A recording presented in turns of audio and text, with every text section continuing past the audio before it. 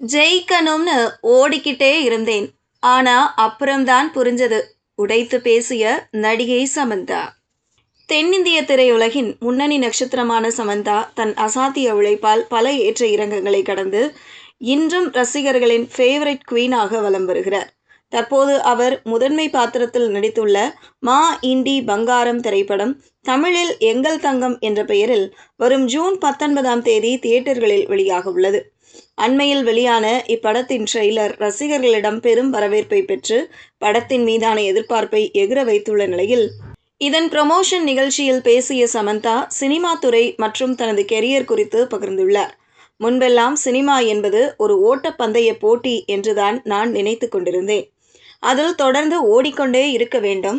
அந்த போட்டியின் இறுதி வரை சென்று எப்படியாவது வெற்றி கோட்டை தொட்டுவிட வேண்டும் என்றுதான் எப்போதும் நினைப்பேன். அதற்காக ஓடினேன். ஆனால் காலப்போக்கில் எனக்குள் ஏற்பட்ட முதிர்ச்சியால் தான் ஒரு விஷயத்தை உணர்ந்து கொண்டேன். உண்மையில் இங்கே அப்படி ஒரு பந்தயமே கிடையாது. நாம் ஓடிச் சென்று பிடிக்க வேண்டிய எல்லைக்கோடு என்பதே இங்கு இல்லை என்பதை மிக தாமதமாகத்தான் நான் புரிந்து கொண்டேன் என்றார். ஜூன் 19ஆம் தேதி எங்கள் தங்கம் படம் சமந்தாவுக்கு மிகவும் ஸ்பெஷலான ஒன்று. ஏனெனில் இத்திரைப்படத்தை சமந்தா தனது தயாரிப்பு நிறுவனத்தின் மூலம் தயாரித்துள்ளார்.